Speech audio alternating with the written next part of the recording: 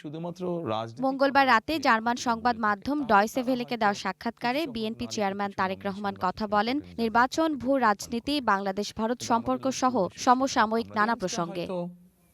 কিছুটা খুব সম্ভবত জানান, এছাড়া ১৭ বছরের নির্বাসন শেষে দেশে ফিরে মায়ের মৃত্যু এবং নির্বাচনী প্রস্তুতি, এই দুয়ের মধ্যে সামঞ্জস্য রাখাই তার জন্য সবচেয়ে বড় চ্যালেঞ্জ ছিল। এবার সুষ্ঠু নির্বাচন হবে বলে আশা করছে বিএনপি।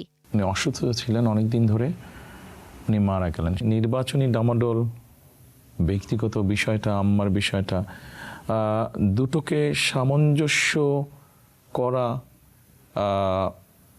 এই জিনিসটাকে সামনে নিয়ে যাওয়া, এটাই আসলে আমার কাছে সবচেয়ে বড় চ্যালেঞ্জিং ছিল। জাতীয় সরকার গঠনে জামায়াতের আমন্ত্রণ প্রসঙ্গে করা এক প্রশ্নের জবাবে পাল্টা প্রশ্ন করে তারেক রহমান বলেন, সবাই সরকারে চলে আসলে কেমন করে দেশ চলবে? নির্বাচনে জয় পেলে এককভাবেই সরকার গঠনে সক্ষম বিএনপি। একটা ব্যালেন্স রাষ্ট্র যদি হতে হয়, ব্যালেন্স সরকার যদি হতে হয়, তাতে সেক্ষেত্রে অপোজিশনে থাকতে হবে কাউকে। সবাই সরকারে চলে আসলে কেমন করে দেশ চলবে?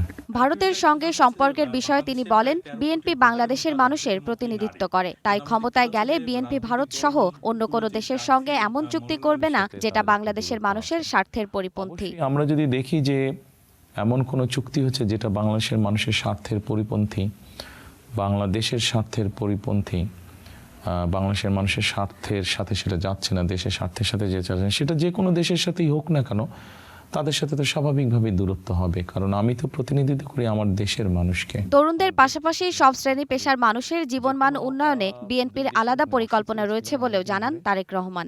সকল শ্রেণী পেশার জন্যই আমরা একটি পরিকল্পনা রেখেছি, কর্মসূচি রেখেছি, কোনো পার্টিকুলার না, সকলকে নিয়ে। কারণ দেশটা গঠন করতে হবে সকলকে নিয়ে। জেরিন জামান, গ্রিন নিউজ ডেস্ক।